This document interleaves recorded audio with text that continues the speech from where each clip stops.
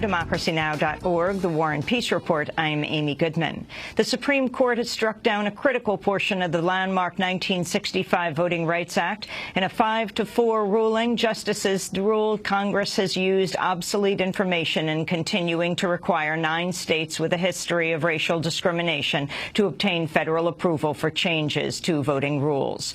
The Voting Rights Act was challenged by Shelby County, Alabama, which argued the pre-clearance requirement has outlived its usefulness. Just 2 hours after the ruling, Texas began advancing a voter ID law and redistricting map that were blocked last year for discriminating against African American and Latino residents. We'll have more on the Voting Rights Act decision after headlines with the Reverend Jesse Jackson. President Obama's unveiled a new climate plan featuring a series of executive actions to tackle global warming. Speaking in Washington, D.C., Obama said addressing climate change is a fight for the survival of future generations. The question now is whether we will have the courage to act before it's too late. And how we answer will have a profound impact on the world that we leave behind, not just to you, but to your children and to your grandchildren. As a president, as a father, and as an American, I'm here to say we need to act. Wiping his brow in the intense summer heat, President Obama confirmed he will impose the first limits on greenhouse gas emissions from new and existing power plants. The move won't require congressional approval, meaning Obama can bypass expected Republican-led opposition. Obama also outlined a broad range of measures to protect coastlines and cities from rising sea levels and vowed to promote the development of renewable energy. And in what some interpreted as an indication he plans to reject the Keystone XL oil pipeline, Obama said the project will be decided by its net effects on global warming. Allowing the Keystone pipeline to be built requires a finding that doing so would be in our nation's interest.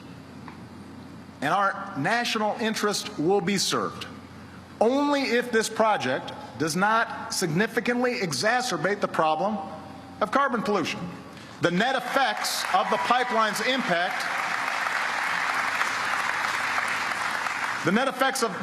impact on our climate will be absolutely critical to determining whether this project is allowed to go forward. We'll have a debate on President Obama's climate address later in the broadcast. Russian President Vladimir Putin has ruled out handing NSA whistleblower Edward Snowden over to the United States. On Tuesday, Putin confirmed Snowden remains in a transit area of a Moscow airport, but said he's free to leave, having not gone through Russian customs. Putin said, quote, "The sooner he chooses his final destination, the better it would be for us and for himself." Speaking during a visit to Saudi Arabia, Secretary of State John Kerry urged Russia to send Snowden to U.S. custody despite the absence of a formal extradition treaty. We would simply call on our friends in Russia to respect the fact that a partner nation, a co-member of the Permanent Five of the United Nations, has made a normal request under legal systems for law to be upheld. And we would hope that as a nation, as a sovereign nation, Russia would not see its interests in siding with a person who is accused of breaking the law in another nation and who is a fugitive from justice according to international standards of law. Snowden's final destination remains unknown, though he has formally applied for asylum in Ecuador. The rift over Edward Snowden comes as the U.S. and Russia continue to split over the crisis in Syria. A round of talks in Geneva Tuesday ended with no agreement on when to hold an international peace conference and who to invite. The two sides have clashed over whether to include Iran in the talks and which parties would represent the Syrian opposition. The UN envoy to Syria, Lakhdar Brahimi, said differences among Syrian rebels would delay any potential conference at least through July. I doubt whether the conference will take place in July. The opposition they are meeting. I think their next meeting is on the 4th and 5th of July. So I don't think they will be ready. According to the UN, more than 93,000 people have died and over 1.7 million people have been displaced since the Syrian conflict erupted in March 2011. The family of former South African President Nelson Mandela appears to be making plans for his death as he remains in critical condition. Mandela was hospitalized more than 2 weeks ago, suffering from a recurrent lung infection. On Tuesday, Mandela's family held a meeting at his ancestral home to discuss what they called sensitive family matters, potentially plans for his burial. President Obama is due to visit South Africa this week as part of a 3-country African trip that begins today. In Texas, Democratic lawmakers and pro-choice demonstrators have blocked a bill that would have shuttered nearly all the state's abortion clinics. Senate Bill 5 calls for banning abortion at 20 weeks and imposing harsh regulations that would force all but 5 Texas clinics to close down. On Tuesday morning, State Senator Wendy Davis rose to her feet to launch a filibuster that lasted nearly 11 hours before Republican senators managed to cut her off. As the midnight deadline for the special session drew near, hundreds of protesters in the gallery erupted into cheers that drowned out the proceedings, but Republican lawmakers attempted to claim they had passed the bill anyway.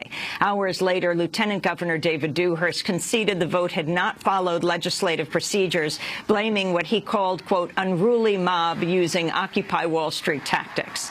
Despite the overnight victory, Texas Governor Rick Perry could still call a second special session and tell lawmakers to reconsider Senate Bill 5.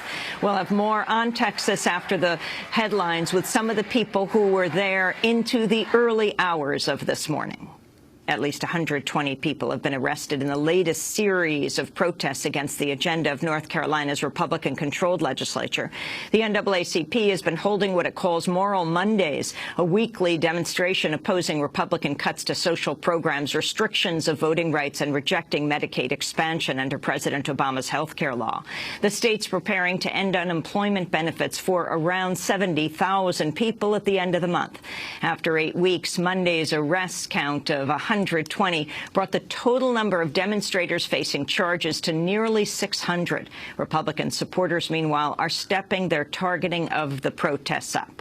Last week, the right-wing Civitas Institute began publishing photographs and private information of the arrested demonstrators. Democratic Congressmember Ed Markey has won a special election in Massachusetts to fill the Senate seat vacated by Secretary of State John Kerry.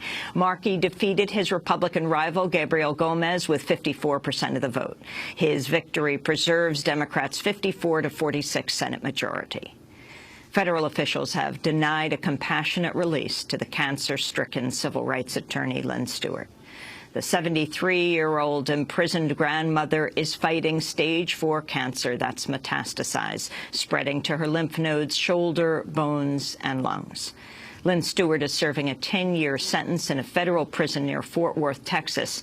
In 2005, she was found guilty of distributing press releases on behalf of her jailed client, Egyptian cleric Omar Abdulrahman, also known as the Blind Sheikh, who's serving a life sentence for conspiring to blow up New York City landmarks in 1995. Stewart's prison warden had recommended she be released to undergo cancer treatment. But Stewart's family says it's been told by the Federal Bureau of Prisons her bid for release was denied on the grounds that her health is improving. In a statement, the International Action Center called the government's claims cynical and false and said it'll hold a series of protests in the coming weeks to demand Stewart's release. And those are some of the headlines. This is Democracy Now!, democracynow.org, The War and Peace Report. I'm Amy Goodman. And I'm Nermeen Sheikh. Welcome to our listeners and viewers around the country and around the world.